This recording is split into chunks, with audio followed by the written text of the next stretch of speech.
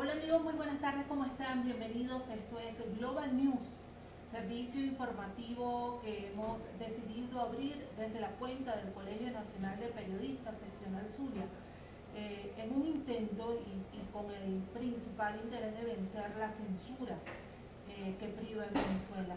Hoy estaremos conversando sobre la estructura criminal en nuestro país, con un invitado muy especial, con quien estaremos conversando sobre este tema. Se trata nada más y nada menos que del comisario Iván Simonovic, investigador criminal, preso político venezolano desde el 2004 hasta el 2019 y comisionado especial de seguridad e inteligencia del gobierno interino de Venezuela. Como recordarán, fue detenido en noviembre. Desde el 2004 hasta el 2019, fue acusado, por el gobierno de Hugo Chávez de los sucesos de Puente Llaguno del 11 de abril del 2002. En el 2009 fue declarado culpable y condenado a cumplir una cadena de 30 años de cárcel. El 20 de septiembre de 2014 se le otorgó casa por cárcel para continuar con su tratamiento médico. Hablamos nada más y nada menos que de 15 años de cárcel injusta y de privación de todos sus derechos, algo que se dice rápido, pero como poderlo expresar cuando se vive en carne propia. Muy buenas tardes, comisario. ¿Cómo está? Le saluda Leti Vázquez, periodista del Zulia, residenciada en México, en esta ventana que hemos decidido abrir desde el Colegio Nacional de Periodistas. Agradecida y mi respeto. Buenas tardes, Leti, a ti y a toda la gente bella del Zulia. Era muchísimos saludos a todos. Así es.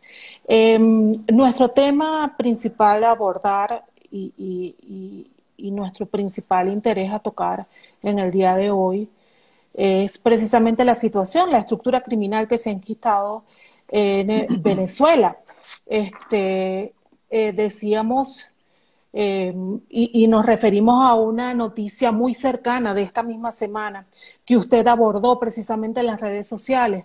La OFAC decide sancionar a dos ciudadanos venezolanos. Se trata de los hermanos Morón, vinculados a Nicolás Maduro Guerra, hijo de Nicolás Maduro Moros. A ellos se les señala por participar en el tráfico ilícito del oro. Sobre esto usted tuiteó: trabajamos en equipo con todas las agencias de investigación criminal de Estados Unidos. Advirtió que todos los criminales, todos los vinculados al régimen están en el radar y anunció que vienen por más. Allí le pregunto, ¿qué quiso decir con este mensaje de que están en nuestro radar? ¿Qué quiso decir cuando advirtió que van por más? Bueno, desde principios de este año, específicamente desde el mes de marzo, el fiscal general de los Estados Unidos hizo pública pues unas eh, decisiones de los tribunales norteamericanos donde señalaban a Nicolás Maduro y a su entorno criminal como copartícipes del patrocinio y la participación en actividades terroristas, específicamente narcotráfico y lavado de dinero. Ahora bien, eso no llega hasta ahí. Todo esto obedece a unas investigaciones que se llevan a cabo, algunas de ellas inclusive de larga data, por lo menos desde el año 2006, y estas investigaciones concluyen con este tipo de decisiones.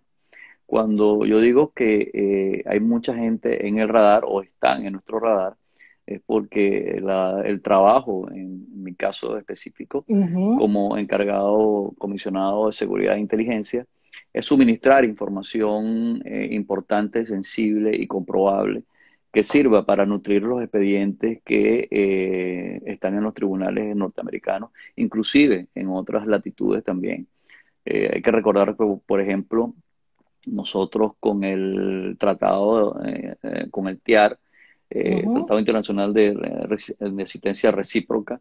Hay una comisión técnica y esta comisión técnica de la cual el diputado Carlos Paparoni y yo hacemos parte, hemos intercambiado información con países específicamente del área latinoamericana, donde las agencias de inteligencia financiera han empezado a indagar, investigar y conocer sobre las actividades que realizan no solamente el régimen, sino el entorno del régimen. Es el caso, por ejemplo, lo que usted acaba de mencionar de los hermanos Morón. En este caso fue el gobierno de los Estados Unidos, pero más adelante pues vendrán otros países que se pronunciarán en relación al entorno de los criminales que de alguna forma u otra participan en estas actividades, porque no solamente o sea, no solamente está involucrado la persona que realiza la actividad criminal, sino los que la facilitan también. Ujú. Entonces, el hecho de facilitar la comisión de un delito te hace parte de ello y, por supuesto, corres con las mismas sanciones o condena o la decisión del tribunal que corre el mismo que está siendo investigado.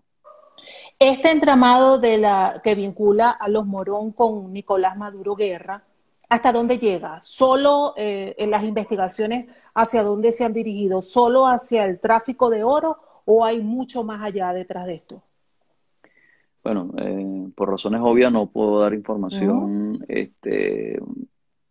del tamaño o del alcance que tiene esto. En primer lugar, no, es una investigación hecha por el gobierno de los Estados Unidos. Ujú. No, nosotros lo que hacemos es colaborar eso en primer lugar. Y en segundo lugar, por razones de seguridad, pues no, y de advertir a muchas personas, no estamos, no voy a decir quiénes más pudieran estar participando todo en esto, pero definitivamente, pues, el hijo de Nicolás Maduro es una pieza clave y ha sido uno de los motivos que hemos establecido para investigar a él y su entorno. Los Morón son una parte de ellos, pero después de él vendrán otra serie de individuos que sabemos que tienen relaciones, que tienen unos fronting, que tienen unas fachadas de empresas de construcción y otro tipo de actividades que la están utilizando para el lavado de dinero y obviamente para temas de corrupción.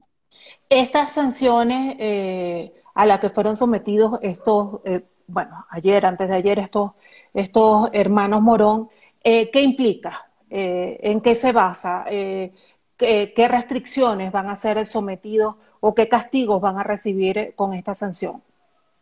Bueno, estas personas ya están en una base de datos que los vincula con actividades criminales y eso les limita toda su actividad financiera internacional. Lo digo internacional porque obviamente dentro de Venezuela ellos podrán seguir operando libremente bajo la complicidad inclusive del régimen. Sin embargo, pues el dinero que sea localizado o que se sepa que ellos están movilizando en operaciones fuera de Venezuela, todo ese dinero será, o sea, son cuentas que serán sometidas a investigación. Por otro lado, pues estas personas, tener este tipo de sanción, ya entran en una fase judicial, hay una judicialización de las actividades Claro. criminales que ellos están haciendo. Entonces, bueno, nada, están en el radar de los tribunales, ya ni siquiera, o sea, los tribunales de los Estados Unidos, que esto tiene unas consecuencias importantes. ¿Por qué? Bueno, porque la mayoría de las operaciones que se hacen a nivel internacional, de alguna forma u otra, si tú quieres hacer una operación inclusive con países que no tienen nada que ver con nuestro continente, de alguna forma u otra, pasan por bancos instalados o que tienen alianzas con los Estados Unidos. Y en ese momento, pues ya tú estás, si el banco o la banca o el sistema financiero no denuncia o no se somete a lo que establece la ley, también será sancionado. Entonces, la mayoría de las veces, pues los bancos que saben de esos tipos de actividades, de una vez toman sus precauciones, toman sus decisiones y es hacia allá, hacia donde se va.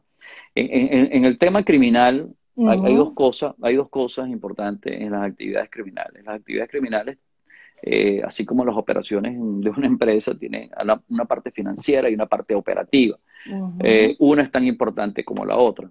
El tema operativo, en este caso, hablemos de la parte minera, de la Por explotación favor. minera, pero por otro lado también tiene la parte financiera. O sea, si tú no tienes la liquidez, si no tienes la forma de financiar esta operación, no puedes hacer esto. Entonces, es hacia allá, hacia donde se va, y por eso es que la idea es reducir al mínimo las posibilidades de oxígeno financiero para, para esta gente, para la gente vinculada al régimen, para estas personas que de alguna forma u otra le dan posibilidades al régimen de seguirse manteniendo como están.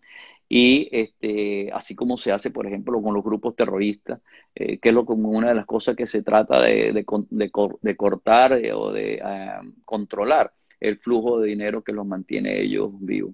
Entonces, bueno, todo esto forma parte de las tareas que se han venido haciendo y bueno, el gobierno interino, el presidente Guaidó ha dado instrucciones claras en este sentido y es por ello pues que lo que hemos estado avanzando.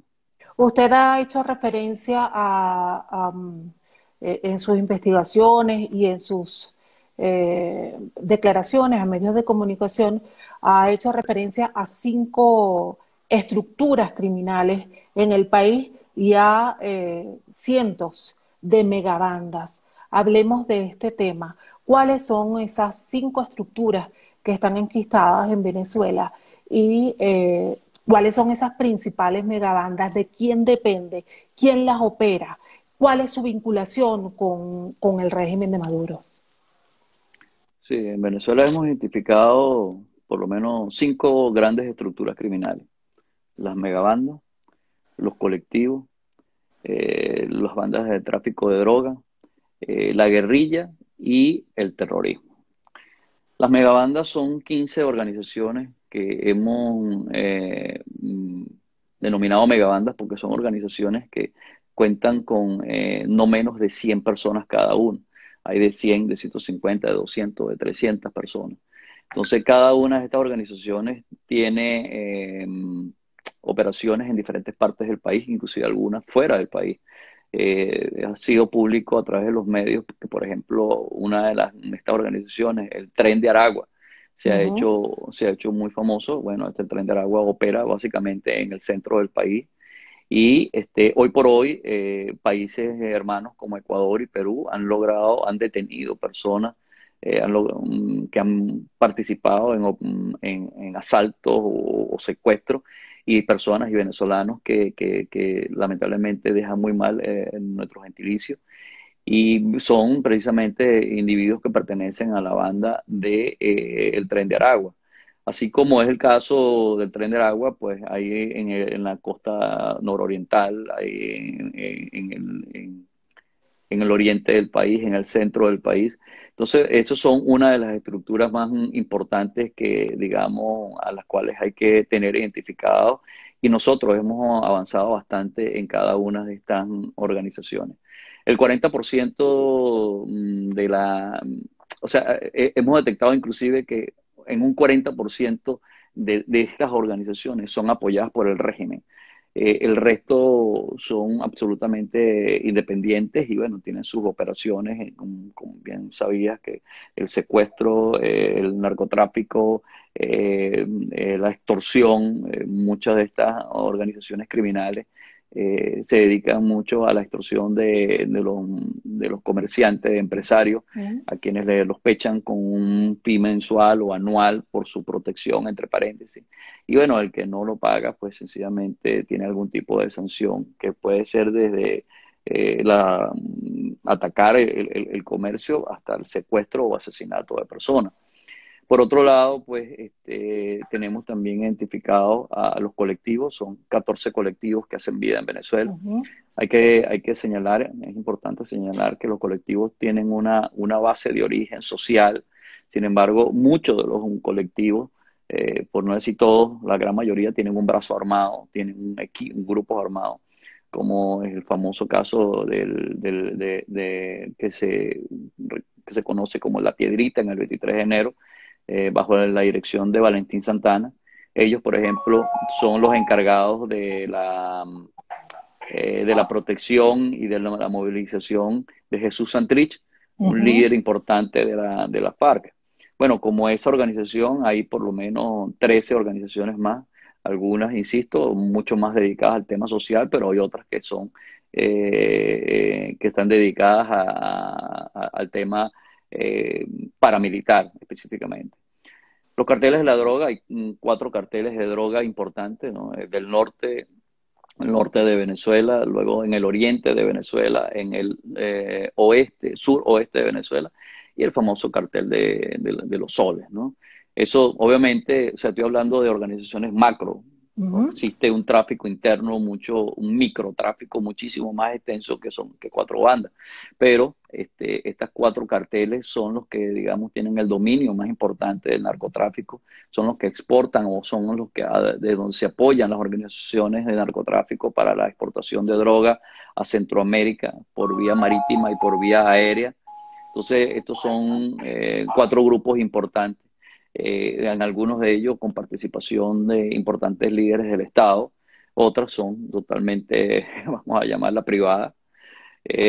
Luego, bueno, está el tema de la guerrilla. Tenemos Ujú. cuatro organizaciones guerrilleras. La primera, la más conocida, es la ex-FARC. La Ujú. ex-FARC hace vida por lo menos en 6 estados en Venezuela, eh, empezando por el estado Zulia, Táchira, Bolívar, Amazonas, Apure. Básicamente está conformada por los disidentes que no se apegaron, no se acogieron al proceso de pacificación en Colombia. Y bueno, ellos mismos hicieron público su decisión de tomar nuevamente las armas. Bueno, Venezuela se ha convertido en el área donde ellos han expandido sus operaciones. Ahí, por ejemplo, uno de los líderes más importantes, que es John 40, Ujú. tiene operaciones en el estado Bolívar y en Apure. Él es el encargado de la movilización de minera, de la explotación ilegal minera de oro y de droga. Coltán. Y coltán, Ujú. el coltán, oro y droga. Y la droga, por ejemplo, a través de las vías fluviales la suministran o mantienen alimentado el mercado brasileño, que es uno de los mercados más grandes en narcotráfico del mundo. Y aparte de eso, también la exportación de droga hacia Europa y África. Eso es una operación que mantiene en la FARC, y John 40 es el encargado de todo este tipo, de esta gran movilización de operaciones. No menos importante está el Ejército de Liberación Nacional, el ELN. El ELN es una organización fundada desde en el año 64, una organización que solamente en Colombia tuvo más de 400 operaciones militares de ataques a diferentes tipos, con una gran, donde hubo por lo menos más de 9.000 víctimas. Bueno, esa gente ahora está en Venezuela. Se presume que el número pudiera pasar los 2.000 miembros. Y hoy por hoy es un tema absolutamente importante, y para mí, y en lo personal como policía, pienso que es para Venezuela y para Latinoamérica uno de los temas más difíciles y más complejos, Ujú. toda vez que ellos, el ELN y la ECFAR, de alguna forma puedan tener alianzas para poder crecer no solamente militarmente, también, sino también en poder. Ellos andan a su libre albedrío dentro de Venezuela. Ellos tienen ahorita un terreno, tienen 916.000 kilómetros cuadrados de desplazamiento, porque, bueno, con el patrocinio y con la protección del régimen de Nicolás Maduro, pues pueden hacer lo que les dé la gana.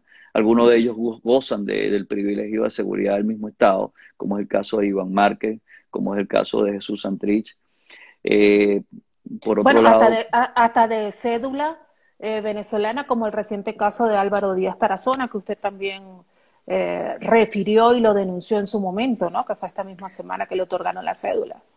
sí, el caso de Díaz Tarazona es un caso, alias Edward, es un caso importante, porque eso evidencia algo que en innumerables oportunidades miembros de la oposición, de la parte política, así como la parte privada, ha denunciado de la entrega de documentos a ciudadanos que no son de nacionalidad venezolana. Este señor tiene una cédula de identidad y no es una cédula de identidad como colombiano, a sabiendas que es una persona total y absolutamente colombiana. Es una cédula que lo hace un venezolano. Es decir, Venezolano.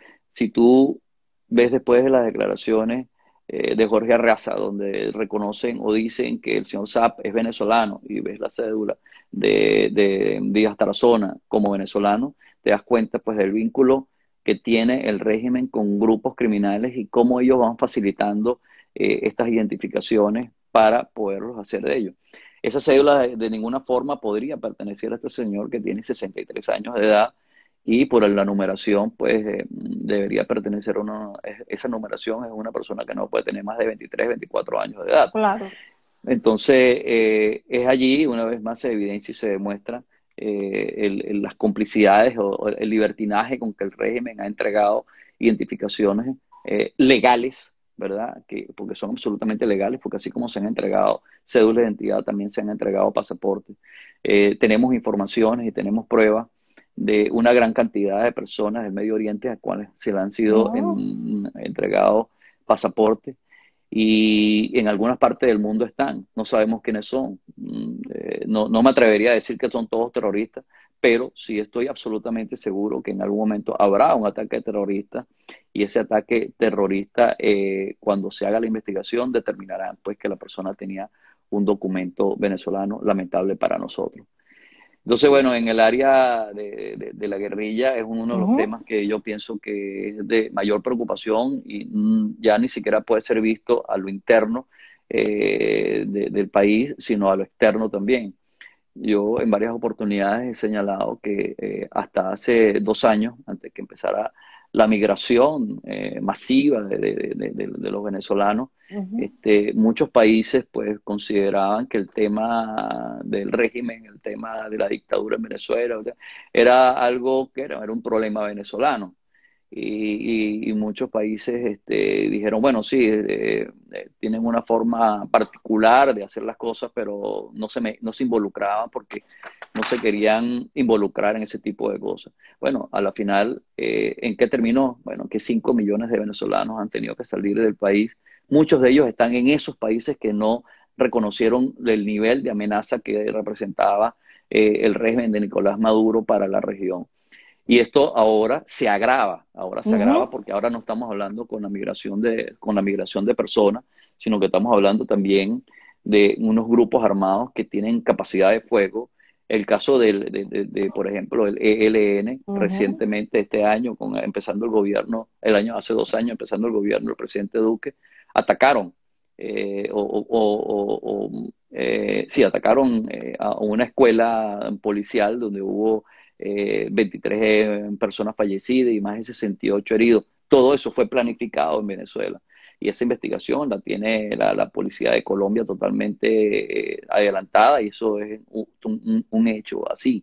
Bueno, eso es lo que pudiera suceder a nivel latinoamericano. Así que a mi manera de ver, insisto, pues el tema de la guerrilla en Venezuela, ese enquistamiento que hay, ese desarrollo y ese patrocinio y protección del régimen de Nicolás Maduro es algo que puede tener consecuencias extremadamente complejas y graves a toda la región. Y por último, Lo- no menos importante tampoco es el tema del terrorismo. Terrorismo. Han sido públicos también, los medios se han hecho referencia de las alianzas del régimen de Nicolás Maduro con Irán. El arribo de 17 vuelos de Mahan Air, una aerolínea que está sancionada como parte de un equipo por ser parte de una organización terrorista. Ellos, países como Alemania, como Francia, que saben y que han vivido el tema del terrorismo de cerca, conocen del tema y han sancionado esta aerolínea. Pues bien, esta aerolínea hizo 17 vuelos a Venezuela llevando equipos y trasladando personas a las cuales no hemos podido identificar. Están montando un centro de operaciones para monitorar todas las comunicaciones al norte del país, al norte de Venezuela, hasta por lo menos 600 millas náuticas, vía aérea y vía terrestre. Eso es un tema absolutamente preocupante. Ellos a su vez tienen unas vinculaciones con el mismo Hezbollah. Irán y Hezbollah son aliados, el Hezbollah pues es el brazo armado del partido, un partido libanés, y ellos pues hacen vida también en Venezuela. Yo no me atrevería a decir que ellos hacen vida de una forma operativa, pero sí 100% comprobado que utilizan a Venezuela como proceso de legitimación de capitales. En este sentido, Tarek El Aissami es una pieza clave en todo esto. Por eso es que Irán solicitó, pidió y fue parte de la, de la exigencia pues para ellos poder apoyar a Venezuela, tener a Tarek El Aissami como un ministro de petrolero para poder ellos garantizarse pues poder operar con toda tranquilidad y tener la confianza pues de alguien de su mismo entorno en Venezuela. Entonces, esas son las 5 organizaciones criminales que realmente hacen vida en Venezuela y que hoy en día son una amenaza ya no solamente dentro del país, ya no solamente para Latinoamérica, sino para el mundo entero. Estamos conversando con el comisario Iván Simonovic, eh, experto en materia de investigación criminal, preso político desde el 2004 hasta el 2019, comisionado especial de seguridad e inteligencia del gobierno interino. Muchas son las salutaciones que le están haciendo las personas que se están conectando a esta hora, a quien le agradecemos el hecho de hacerlo, ¿no? Indica, por ejemplo, Mileni y todos estos enchufados en el mundo, eso pueden ser terroristas, se hacen pasar por opositores perseguidos. España está cundida de estos. Esta investigación y esta oficina que usted dirige va más allá de Estados Unidos. Se ha relacionado con las agencias de investigación de los distintos países. Háblenos un poco de eso, de hasta dónde llega el brazo de esas investigaciones que ustedes están desarrollando. Sí, como había mencionado, a TIAR. través del TIAR, Tratado Interamericano de Asistencia Recíproca, es una de las formas como hemos podido vincularnos con las oficinas de inteligencia financiera. Y estas oficinas de inteligencia financiera, pues, compartimos información a través de, inclusive, de la oficina del diputado Carlos Paparoni y mi oficina, nos mantenemos en contacto. Por otro lado, pues hay algunas alianzas que son mucho más fuertes por la naturaleza del vínculo que existe, no solamente fronterizo, sino también por el tema criminal, como es el caso de Colombia, como es el caso de Brasil, como es el caso de Ecuador. Inclusive con Chile también hemos tenido bastante intercambio. En España, a través de las agencias de inteligencia también hemos tenido intercambio de información. Sabemos pues muy bien cuál es la posición del gobierno español. Sin embargo, pues eso no impide que nosotros a nivel policial podamos intercambiar información, y esa información sirve para identificar objetivos que en algún momento pues tendrán que rendir cuentas a la justicia por la forma de vida que tienen, por el enriquecimiento que han tenido, porque no justifican el dinero que tienen. Entonces, todo eso forma parte de las cosas que se han venido haciendo. No es un trabajo fácil, es un trabajo bastante complejo, difícil y largo. Pues, además de eso, la mayoría, cada país tiene su propia legislación, y las legislaciones nosotros tenemos que respetarlas. A diferencia del régimen, pues, donde sale un fiscal general hablando, no sé qué palabra utilizar, de verdad, bolsería, por no decir otra cosa, no se apega a lo que dice la ley, lo establece los reglamentos y las leyes en Venezuela. En esto de los demás países se someten a lo que establece la ley, y nosotros debemos respetar y todos y cada uno de esos procesos. Y es por ello que a veces se tarda mucho más en construir los expedientes, pero no pueden haber espacios vacíos. No pueden haber espacios que puedan alguien decir que no se llenó y que por esa falla de nosotros, por esa falla del proceso, las personas no puedan ser encausadas desde el punto de vista judicial. Entonces, eh, si tú tienes un caso de un homicidio y tú sabes, esa misma noche te dicen el que mató a María fue Pedro, tú no vas a ir a poner a Pedro preso esa misma noche, tú tienes que hacer una serie de procesos, tienes que colectar evidencia, tienes que declarar testigos, tienes que hacer todo ese tipo de cosas. Parte de las cosas de las sanciones que se han colocado a través del gobierno de los Estados Unidos también ha servido de mucho para que un número importante de personas que han visto que sus barbas se pueden quemar, pues las han empezado a poner en remojo. Y muchas de las cosas que han surgido en los últimos meses tiene que ver precisamente con la colaboración o la participación de gente que de manera discreta, por no decir otra palabra, se han vinculado, han hecho contacto con nosotros y han hecho contacto con el gobierno americano y están suministrando información sensible e importante. Por eso es que el que piense, o sea,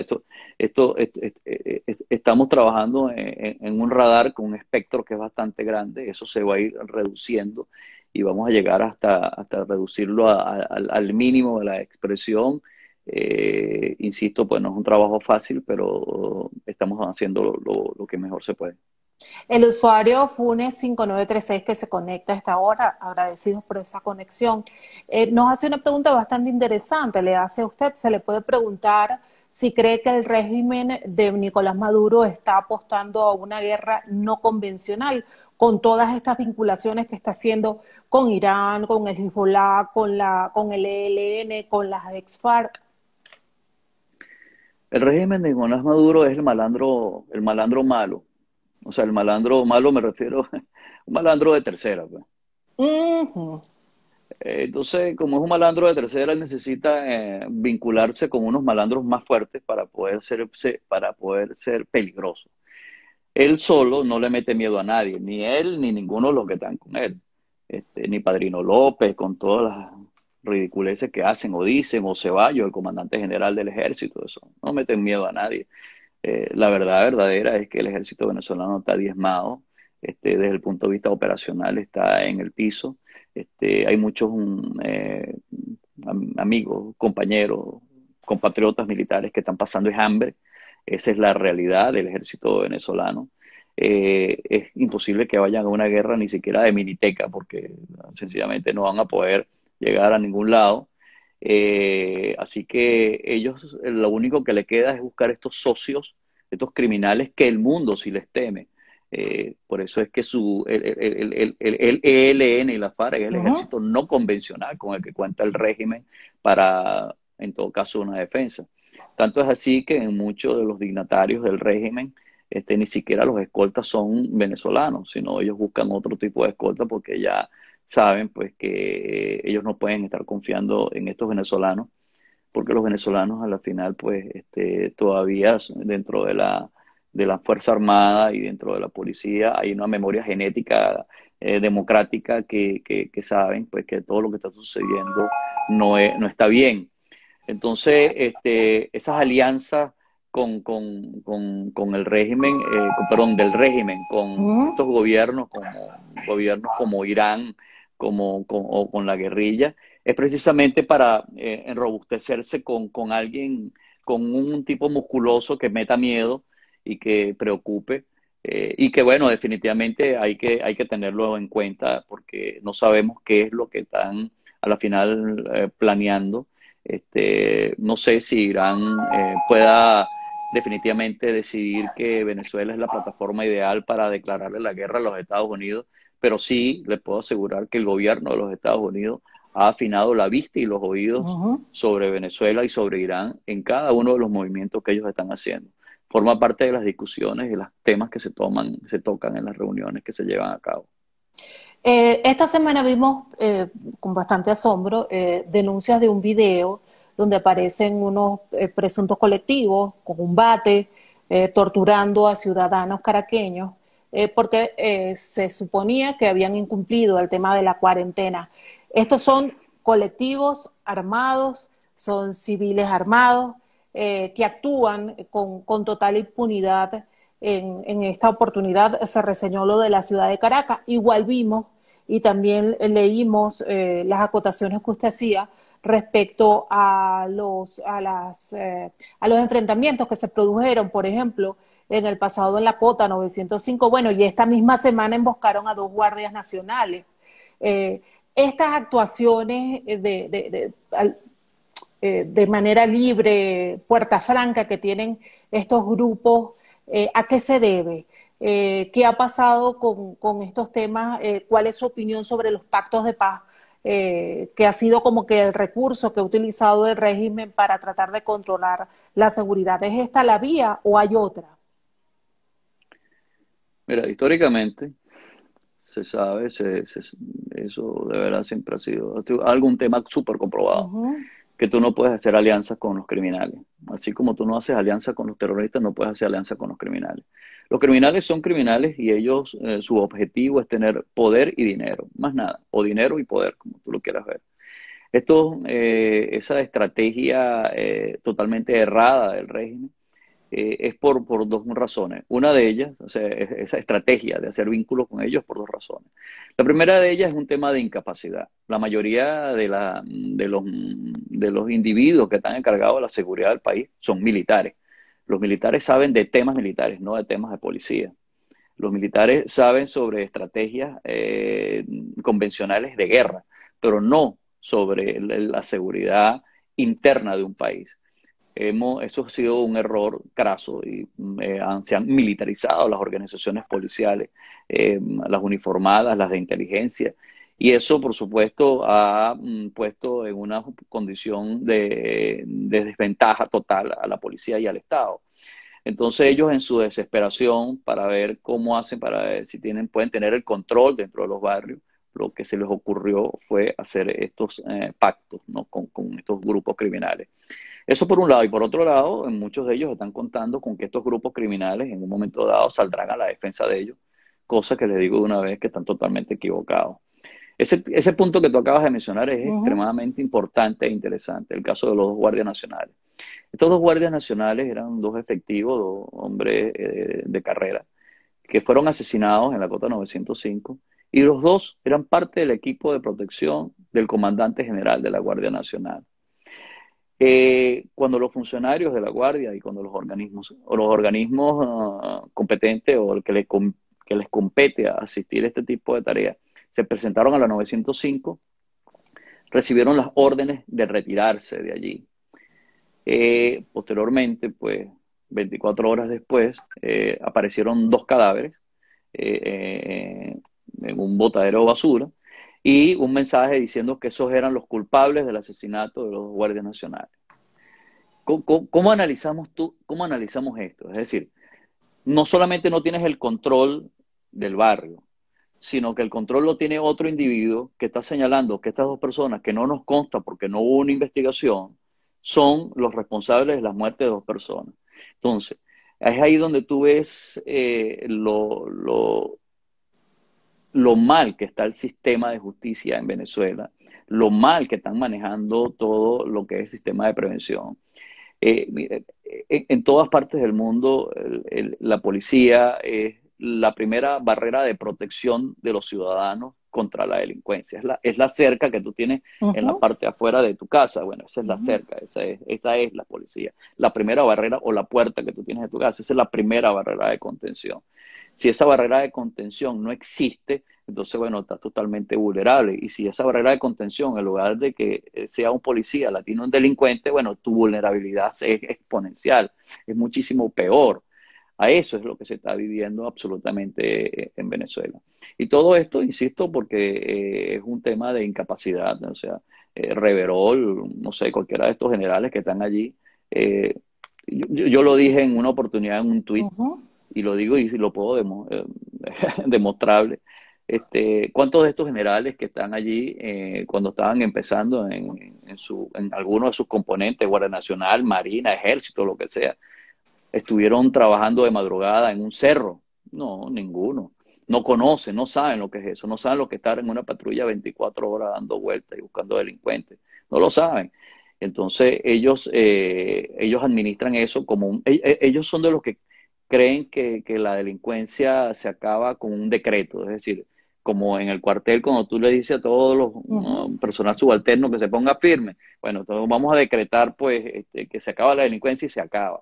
Bueno, eso que está sucediendo o que tú mencionaste también, de los colectivos abusando de ese poder que le dio el Estado contra la gente, bueno, eso es inaceptable. O sea, es inaceptable en un cuerpo que legítimamente exista, o sea, una organización policial tiene mecanismos para poder llevar a cabo el cumplimiento de la ley.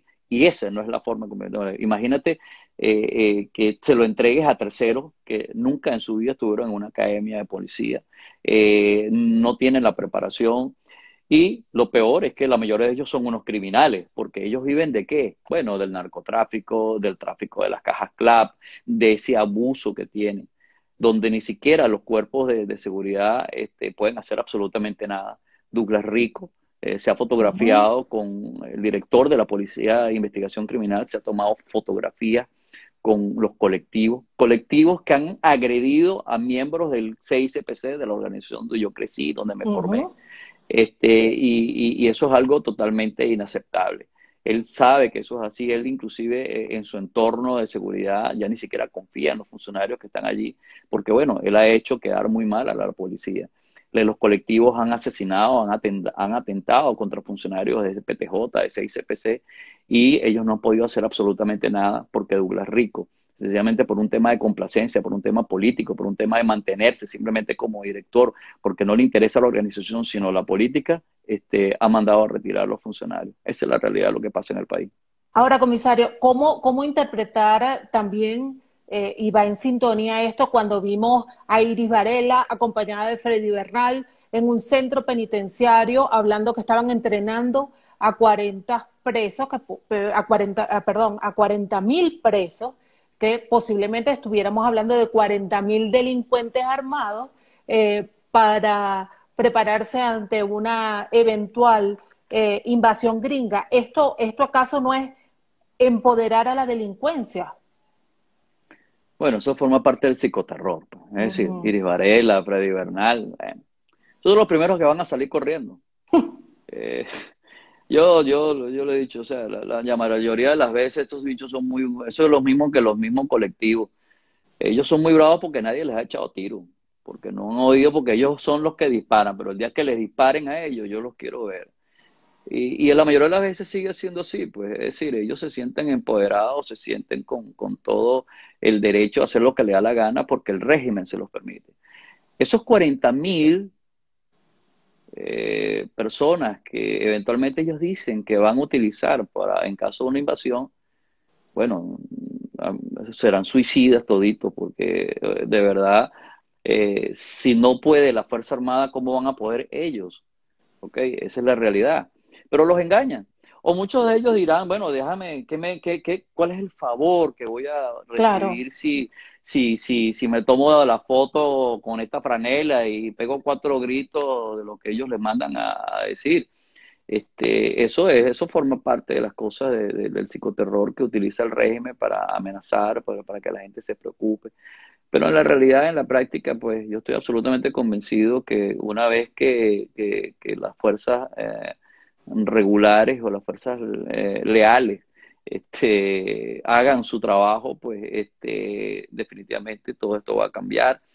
Yo estoy seguro que la mayoría de los colectivos, muchos de los colectivos están allí por una caja CLAP, por la protección que le da tener un carnet del régimen por ser parte de unos colectivos.